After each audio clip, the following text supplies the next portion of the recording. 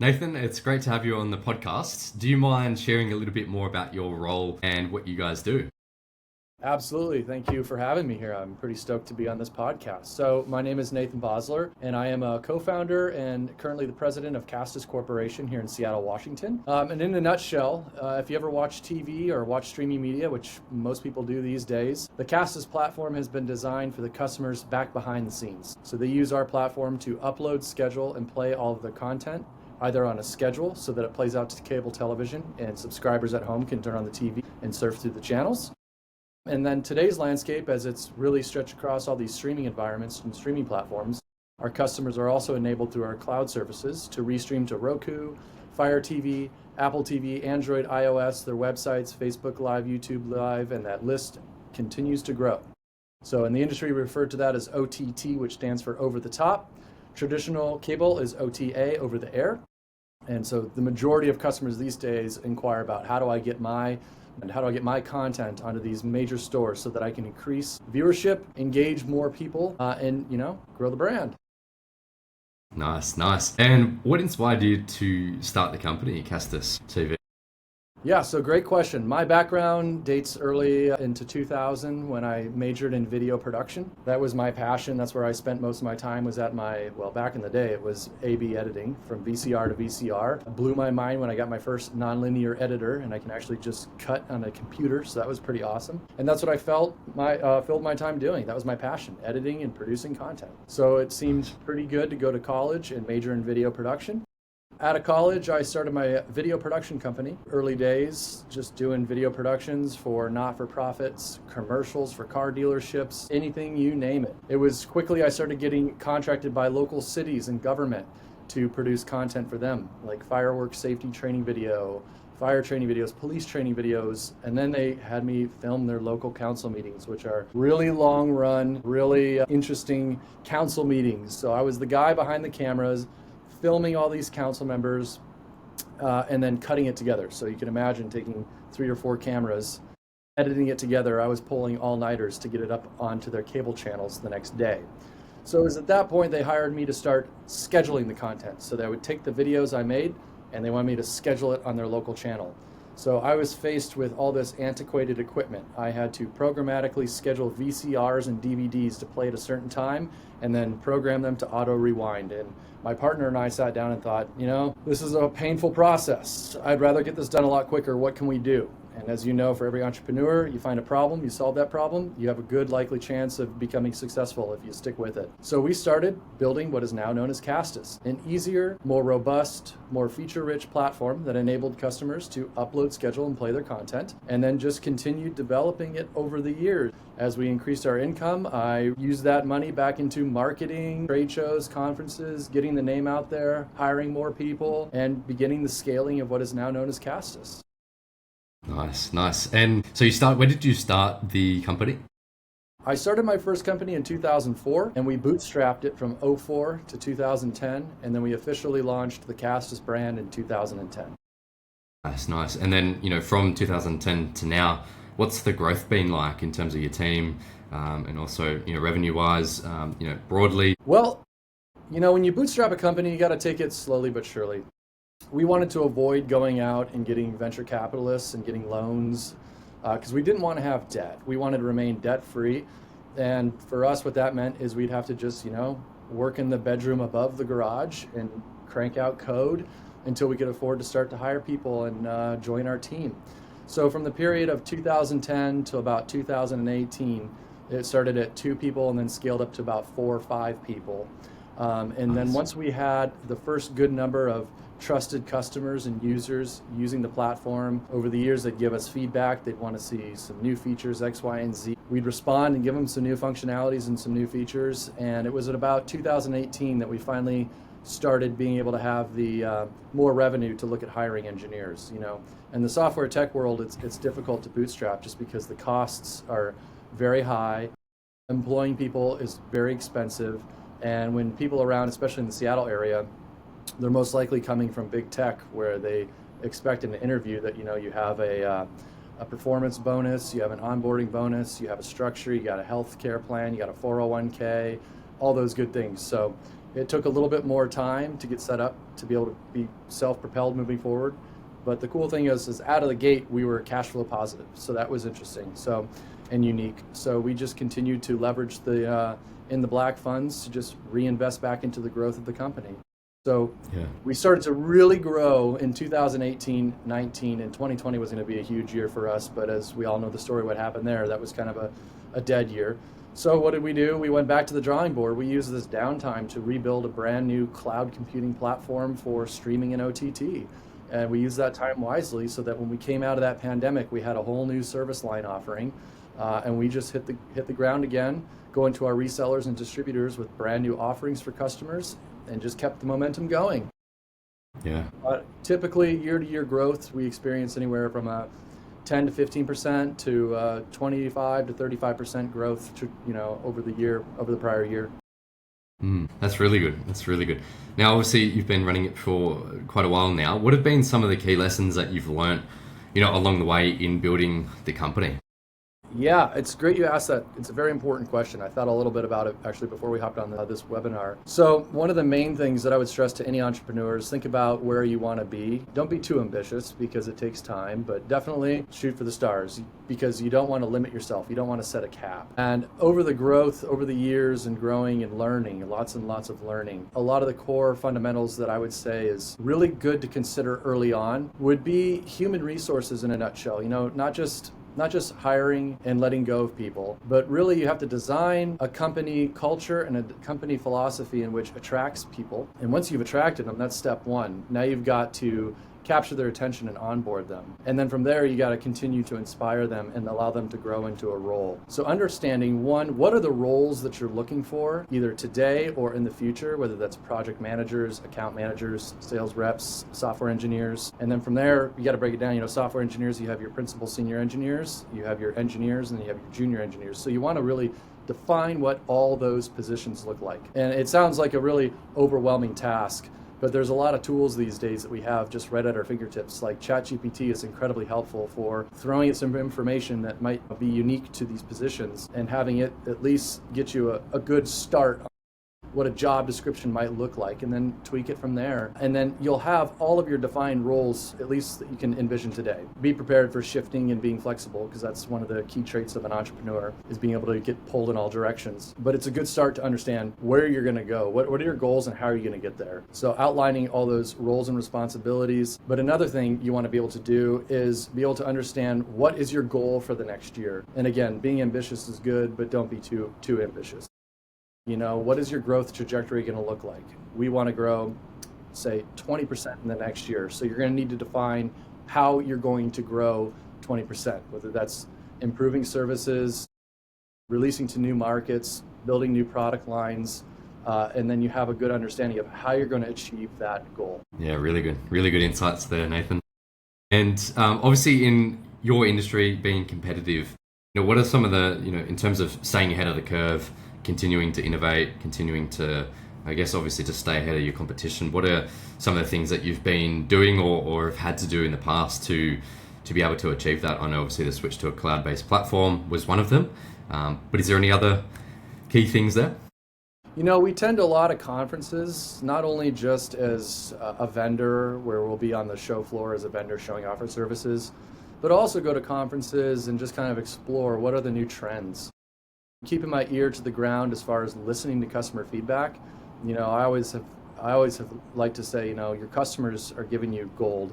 They're going to tell you what they're looking for. And if you already have a trusted customer and they're telling you exactly what they want next, it's really a good information that allows you to at least consider where are we going to head next, what are we going to do next. As far as trends overall, we look at what are the big companies doing, what are some of these small unique companies doing that make them very cool, and especially in niche market spaces. And then you got to just consider your options and focus on one thing at a time, depending on the size of your dev team and just your team overall. So I think a major strength to any entrepreneur too is that gut feeling, that internal sense of direction as to what you think is cool and what you think is going to be a big win, and follow your gut, But again, scoping it all out ahead of time so you have a good understanding of what you're going to what you're shooting for, what you're trying to achieve, and breaking that down into more granular tasks so you can define a timeline is important, because as we know in tech, if you don't do that, you're going to be working on it for a long time. Yeah, no, that's awesome. Yeah, I like the point of breaking it down as well. It's a big thing, when you look at achieving something, it may look like a big task and you may procrastinate on doing that big thing, which will obviously get you the most results, and really just breaking it down into what actually needs to be done into real baby steps so that you can actually achieve that is definitely a big learning for myself and other people that I've been speaking to as well. Because oftentimes when you're looking at something, it may not take 5 or 10 hours. It could just take an hour of your focus to do that, and it could obviously result in big changes, revenue growth, whatever it may be across sales, marketing, or product as well. In terms of your sales and marketing in your company, what are, I guess, where do you put your money in terms of you've got X amount of marketing spend, or wherever you want to go? You mentioned obviously trade shows, conferences, and that sort of thing. Is that a real big priority for you? Is there any others that you're interested in or currently use? Yeah, that's a great question. We have found in our industry that conferences and trade shows are definitely a really valuable thing to attend and sponsor, because especially in the industry we're in, for example, one sector is city government, and there's these organizations all around the country that hosts these big events where leaders and the people who cut the checks and sign the line are attending. And if you can get in front of them and give them at least your sales pitch, or understand, asking them questions, what are you doing, what are you trying to achieve, what are the goals of your organization, and we can see how that might align. A lot of the times these shows, we don't go in with the expectation, at least for my type of business, that we're gonna close a deal on the show floor. Typically what we're trying to do is get their attention, get their contact information, and leave shaking their hands so they know who we are, they know we're a familiar, friendly face, and it's no longer a cold introduction. Returning from the show, they're gonna want to set up a demo, get a price quote, shop around, of course, they always got to go out to bid, but we're confident that we know once we get them in the room for a demo and they see our product, our services are going to shine above the competition. So we've got an excellent close rate. So that's one way we've spent our marketing dollars by attending these shows. Another way is just being more just grassroots, where we're just doing internal email blasts to customers. Once we have a customer, that customer is, and our goal is to keep them lifetime. We want to keep them happy. We provide excellent support services. We're one of those tech companies that has phone offerings, so they can call us or email us and get direct support. We're unique in the fact that we're broadcast, so we have to ensure that these channels are up live 24/7. So if there is an emergency, we provide an emergency call-in number, and they absolutely love that about CASTUS. So when we have all these trusted customers, and we have years of a strong relationship with them, they're more likely to be open and optimistic about hearing about what's new from CASTUS and consider buying these new services because they trust who we are already. We don't have to go through that, for lack of a better word, an interview process. Yeah, for sure. Yeah, no, I like that. So in terms of, growth as a whole, obviously a lot of companies are definitely focused on being, I guess, sales-led in their growing their revenue rather than product-led growth. So I think, when it comes to obviously growing a company, a lot of founders and CEOs that we speak with obviously are looking to get more sales coming through, more revenue growth, and they're just pushing, they need more leads, they need more sales. Because more leads is going to solve all of their revenue growth problems. But it's not always the case. A lot of them may not have a product that is excellent. So they're not getting referrals, repeat customers, they're getting a lot of churn. And so that's a real bottleneck there for growth. And so when they come to us or whatever, and they're talking about we need more leads and growth, revenue growth, it's not always the case. So I really like that you listen to your customers. And I think when you look at any big company, that's really what they do, especially the bootstrap ones. Obviously, VC is a whole nother world and you can get away with a lot there. But being a bootstrap company and growing that consistently for 10 years plus, you definitely have to build a really good product people want to come to and have a really good offering. And then everything else is going to come from that. There's no strategy that is going to get you more results than having an excellent product. So that's what we've definitely seen. Absolutely. First impressions are everything. So I've been, approached by all these marketing firms that want me to buy 100,000 leads that I can contact them. And in my line of work, it's always felt like that was more overwhelming. I would rather take we grow steadily year after year. So personally, I get great satisfaction over my customers referring us, because when you have that referral, you're more likely to close an account. Being someone in my email, I'm flooded with emails all day long. I don't really pay attention to these cold leads that are coming into LinkedIn that can better improve my sales or bring me more developers or increase the efficiencies of my HR department. It's like, I want to talk to someone. I want a warm referral. I want to talk to somebody that I know that's saying, vouching for this person. So I couldn't stress anymore about how important it is, at least to me, that I'm not looking to go do 1,000, 10,000 email mass to a bunch of people that don't know me yet. I'd rather have an email come in and they're expecting it, right? They might have met us at a conference or a trade show, or they found us through our website and they're inquiring. And that's been a great growth year after year, a great way of growing the business.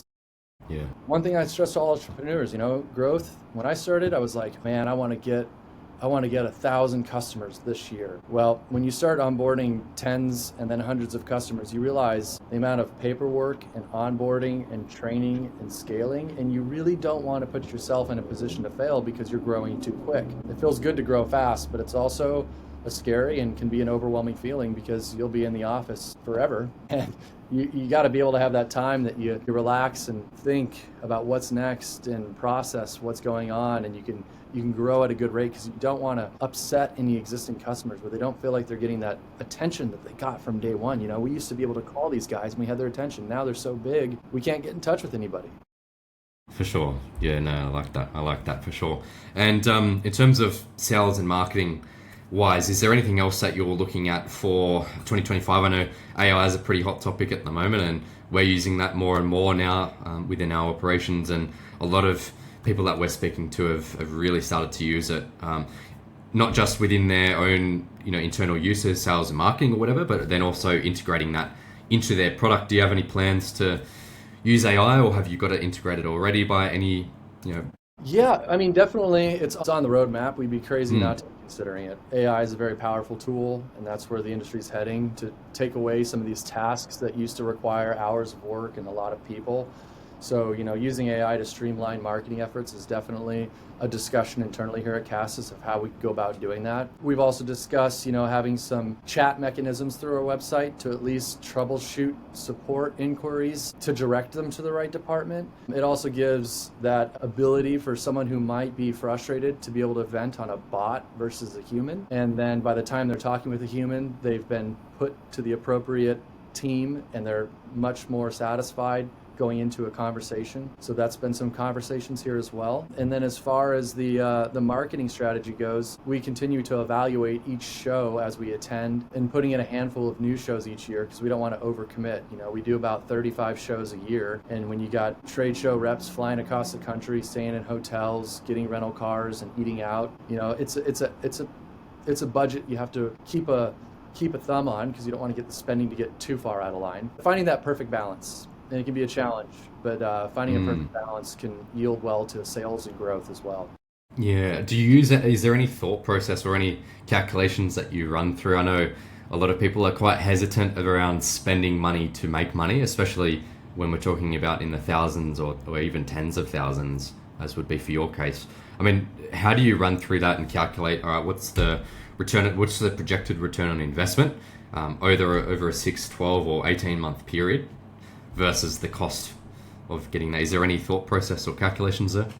Yeah, early, not to make anybody intimidated. Early, a lot of it is kind of just you just got to have a gut feeling like I think this is going to be a good show. This might be a good conference, a good investment. You definitely want to consider the costs. I always with any trade show, we have a call with our marketing team and the conference we're considering to attend, and we're asking questions of like, what's your attendance levels like? Who are the industries that are attending? Are they people that have to report to a senior manager, or senior managers that make the decisions themselves? I always look for sponsorship opportunities. Are we going to be a booth back in the far room that no one's going to want to go talk to? Or are we near a coffee station and we get the opportunity to maybe get up on stage and say hello and do a quick, compelling little 30-second spiel that will engage the audience to come see me at the booth? Because obviously the last thing we want to do is spend $3,000-$5,000+ and walk away with nothing. But with that vetting process, we ensure that's not the case. We also have a pretty sophisticated CRM, a client relationship management tool. So as we're meeting people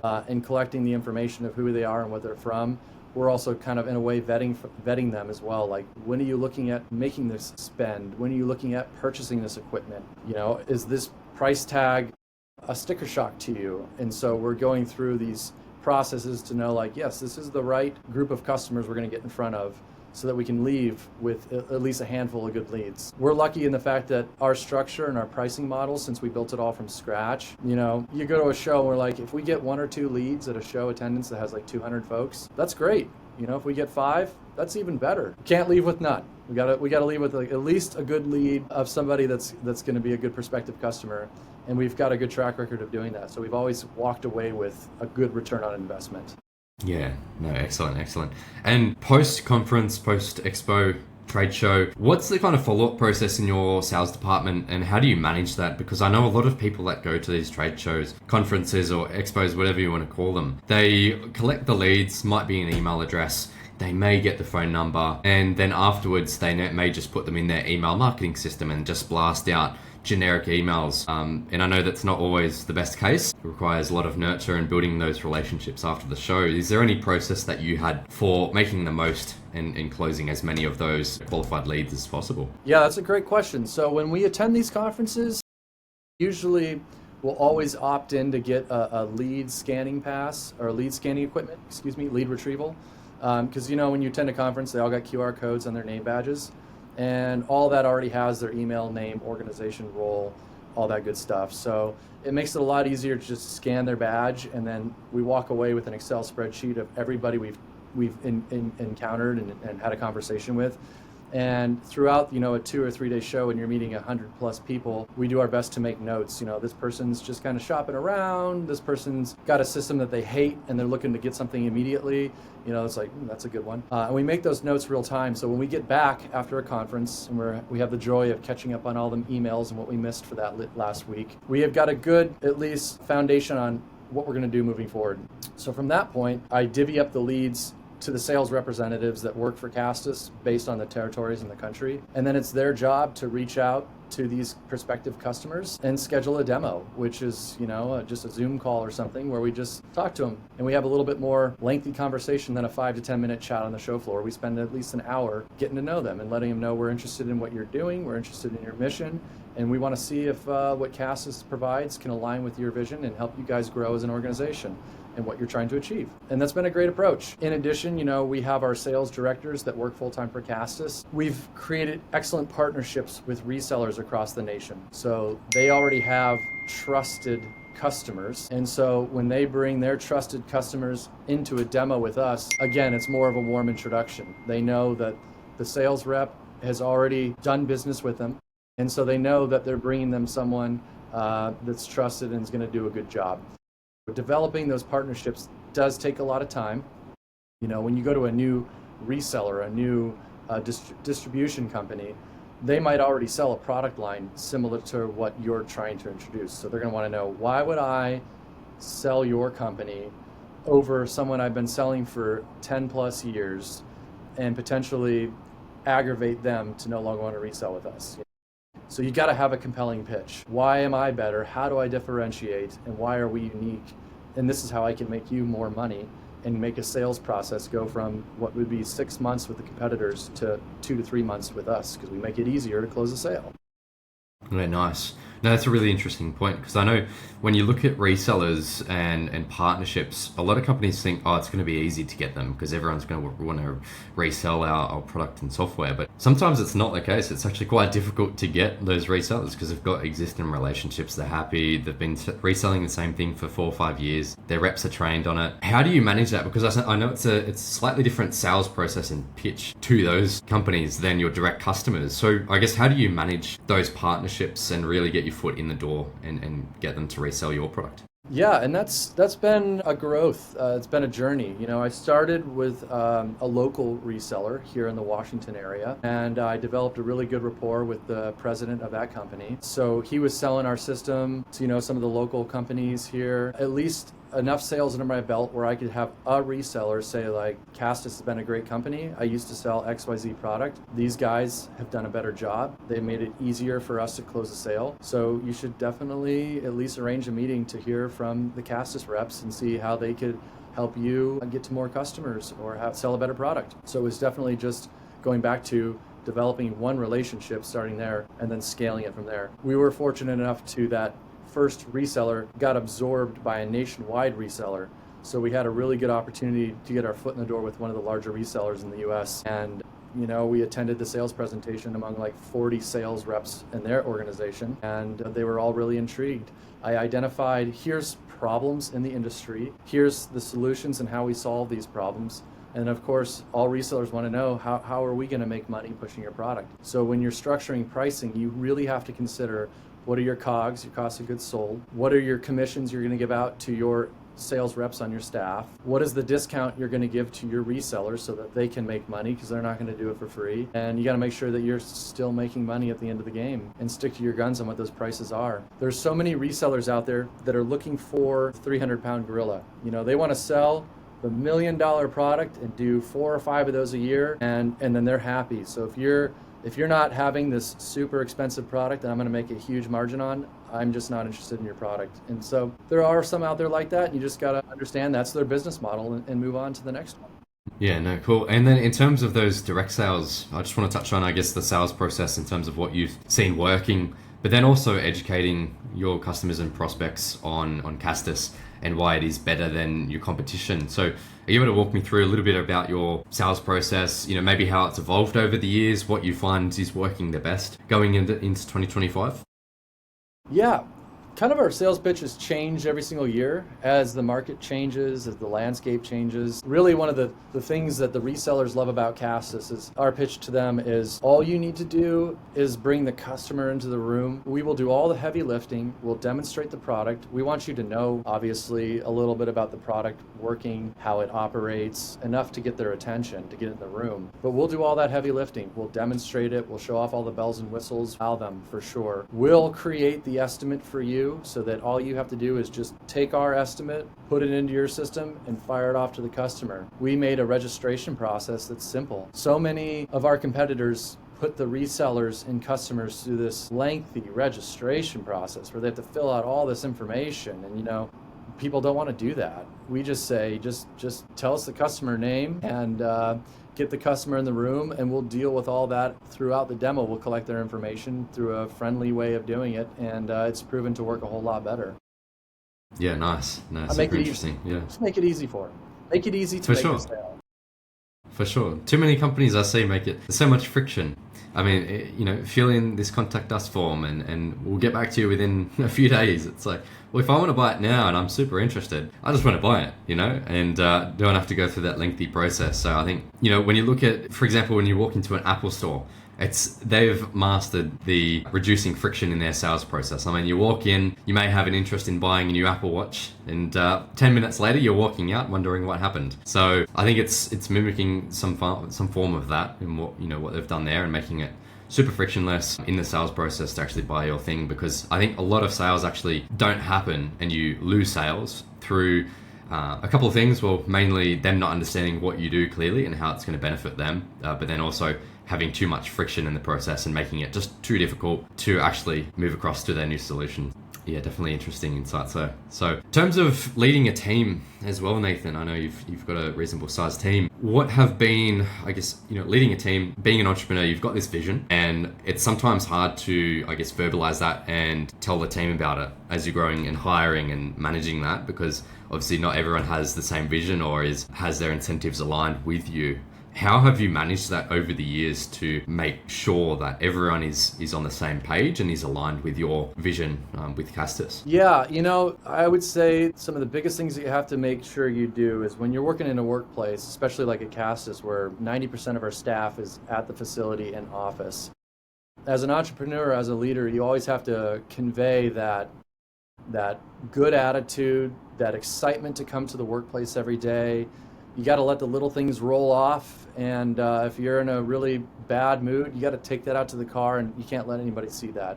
Because if anybody in the organization sees the owners starting to get a little bit nervous, the first thing that does is makes everybody else a little bit nervous. You have to be able to convey your message and convey your vision so that other people get it and they want to come on board.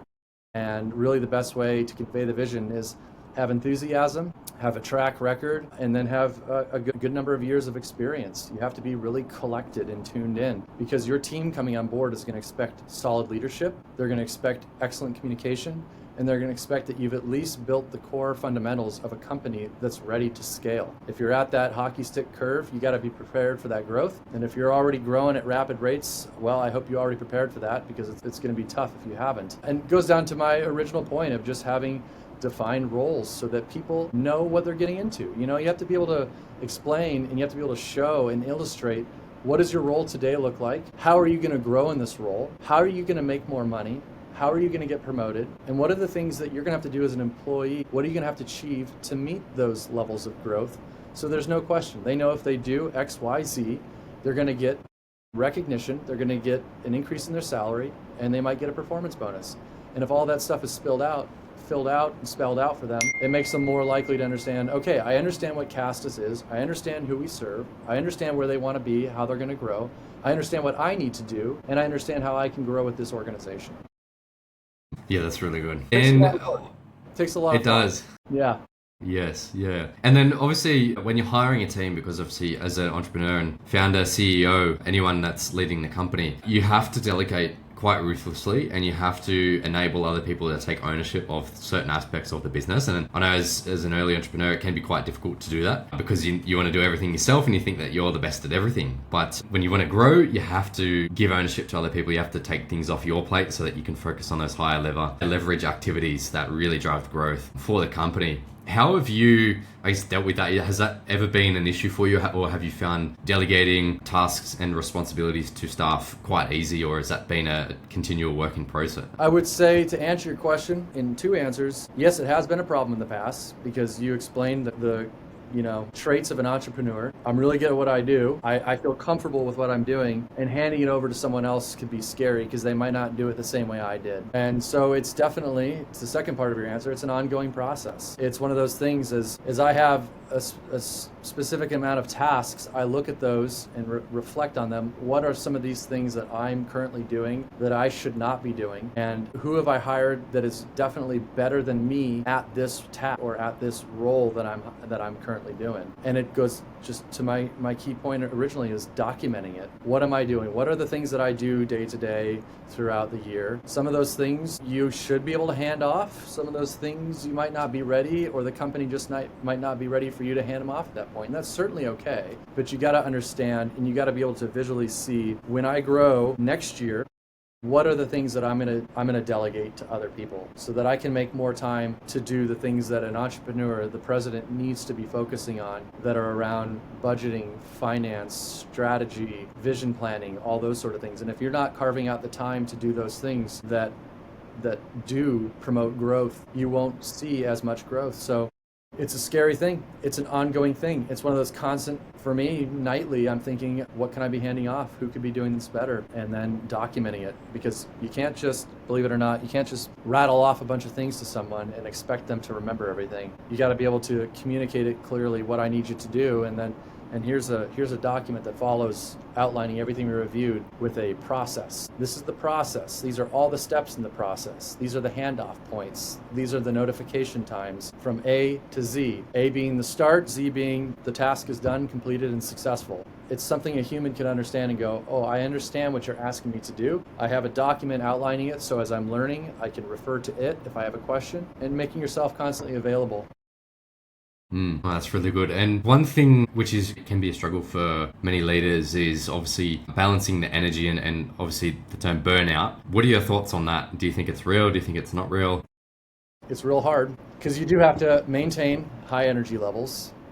This past week I quit drinking coffee, so that's been a challenge. But if you stay inspired and you don't let those little things intimidate or scare you, and just realize this is normal. There's going to be some things that I have to do as the leader of this company that are not super fun. But if I don't do them now, it's going to come back and bite me in the long run. So you might as well just get it out of the way. And if you do it, you might have to go back and refine it later at a future date, but at least you can get some of these things checked off your list. Burnout is real. You don't want to burn out, but I would say as an entrepreneur, you're like the first person, the only person that you should expect to get burnout is yourself. That's okay. You want to avoid it if possible. Taking breaks is good, but sometimes it's not an option. You really want to be cautious of burning out your employees. You know, when you have salaried employees, especially in the tech world, you do expect 40 hours at a minimum. And I set my people up with this. You know, I expect a 40-hour minimum week. There might be some weeks we might work more than 40 hours, but I hope that's to be not a regular thing. There might be some weekends we might have a problem in our cloud and we might need you on call to come in or just from home, assess the situation and fix it. But I don't expect that to be a regular thing. I want my people to have a defined work schedule. They get weekends off, they can take time off, they can take a vacation, they can grow their families, and they come back to work refreshed. You know, if you don't overwork people, they come back to the workplace, they come back to their job and they're excited, they're enthusiastic, and that's what you want. If you have an employee that can accomplish a lot in the 40-hour work week, it's better than an employee that's working 80 hours, burning out, exhausted, and just coming back like, I don't know how much longer I can take this. That's not the culture that you want to grow within your organization. Yeah, for sure. Totally understand that. I guess coming towards the end, what would be the three key things that you're looking to either change this year, continue to improve on? Is there any top threes that you're looking to do this year or make any changes within the company or? Yeah, so there's always changes. I would say the milestones for this year, the changes are more in developing some new services that we have in the pipeline right now. So we're right now, having lengthy discussions and dev meetings, planning out thoroughly, understanding the task ahead, and breaking it down into steps so that we can hit a launch date, a scheduled target launch date. So our strategy is coming out with some new services for our existing customers, and we've selected a couple new markets that we want to enter. And so what we've done is we've strategized what are these services that we can build that our existing customers are going to love, and how will those products and services allow us to pioneer into some new markets and some new industries, and kind of balanced out in a realistic expectation. A year is not a lot of time when you're developing software. So there's so many there's so many people that think, it's software, you can bang that out in a couple weeks. Well, you really want to vet it, test it. The one sum many approach is critical. You build it, you go to one person, you have them test it in beta.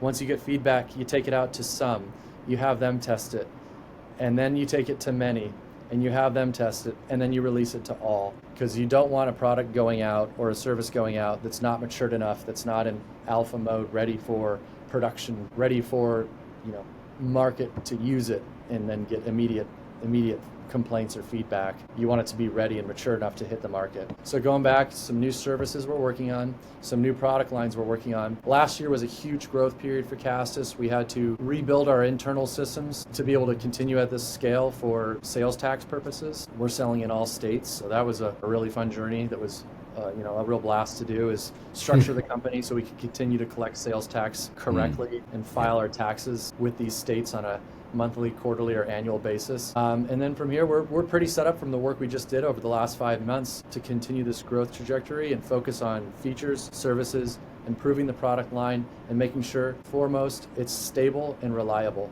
Yeah, fantastic. And wrapping up here, is there any one piece of advice that you could give to your younger self, in the early days of starting CASTUS or even before that? Yes. So the advice, and I heard this at a webinar or an event I went to a couple months back, was entrepreneurs need to tell the story of the difficult things. We always put this glossy, super exciting, like be your own boss, you can build your own company. It's just a matter of solving a problem and then you build the business and make a lot of money. There's a lot of difficult things that are going to pop up, a lot of unpleasant things you're going to have to figure out, and a lot of it's a lot of growth. I've had a lot of growth, not just from a company, but personally myself. There's been a lot of growth, learning, and reassessing, and you've got to constantly stay nimble and be flexible and have a good attitude. I'm a big believer in the law of attraction. You got to visualize the good things that are ahead and not focus on the negative things, because the reality is life's tough. Building a business is extremely, extremely difficult. And if you could wrap your mind around that and know what you're getting into, then full gear forward, kick some ass, and grow your business. And just know that it's going to be a constant growth, constant reassessment. And if you're prepared to do that, then you're good for the long haul.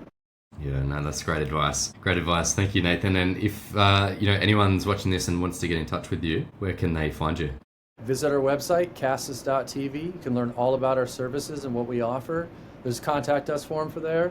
So if you're an engineer looking for an exciting business to join the team on and want to learn more about being a part of the CASTUS team, you can fill out the information on the website and contact us, and we'll follow up. Thanks, Nathan. Well, it's been great to chat with you today, and I'll speak to you soon.